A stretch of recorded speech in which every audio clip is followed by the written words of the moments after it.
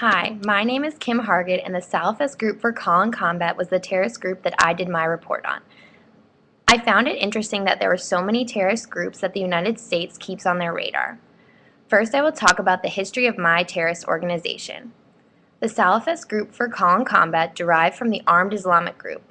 This group originated in Algeria and ultimately had the same group as the Salafist Group for Call and Combat. The Algerian government began to crack down on the Armed Islamic Group, and the Salafist Group for Call and Combat took their opportunity and formed their own group. This group was called the most powerful group in all of Algeria. Interestingly enough, the Salafist Group for Call and Combat aligned themselves with Al-Qaeda and became the Al-Qaeda and Islamic Maghreb terrorist group. Many foreign organizations team up with Al-Qaeda to look for stronger numbers and funding. The Al-Qaeda and Islamic Maghreb is now very powerful and claimed its number one target as France.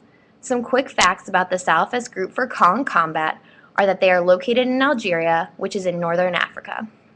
Their numbers are still unknown, but it has been said to be well over 300 members. The Salafist Group for Call and Combat's main goal is to establish an Islamic state based on Islamic law.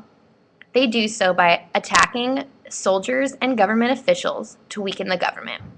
This group was founded by Hassan Hattab, who also left the Armed Islamic Group. He wanted to create an organization with a goal similar to the Armed Islamic Group, but he did not want to attack citizens. The Armed Islamic Group lost popularity by attacking citizens in order to disrupt the government. When the Salafist Group for Call and Combat formed, they gained popularity by not attacking citizens. The Al-Qaeda and Islamic Maghreb has their main headquarters in Mali. They have similar goals to the Salafist Group for Call and Combat, but also connect to the Iraqi networks. Now we will discuss the tactics used by the Salafist Group for Call and Combat. The Salafist Group for Call and Combat uses many tactics, including bombing, ambushing, kidnapping, and roadblocks.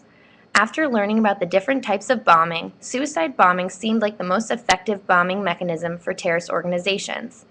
The bomb now has a mind of its own and can easily move about.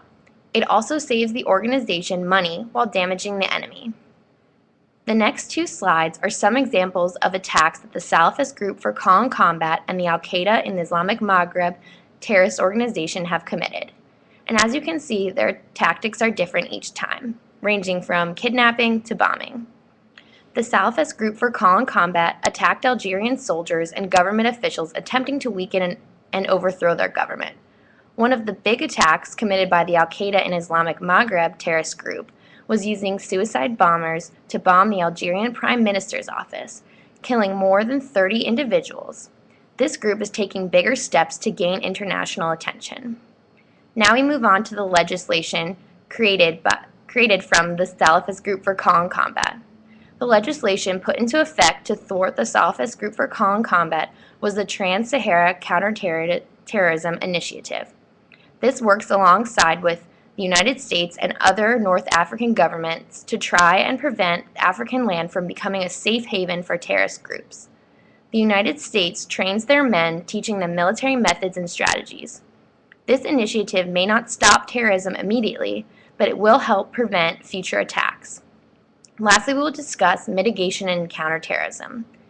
These are both key points in halting or diminishing terrorism. I found the best option would to get an undercover agent or informant involved. Although this is risky, it would allow the United States to get effective and accurate information.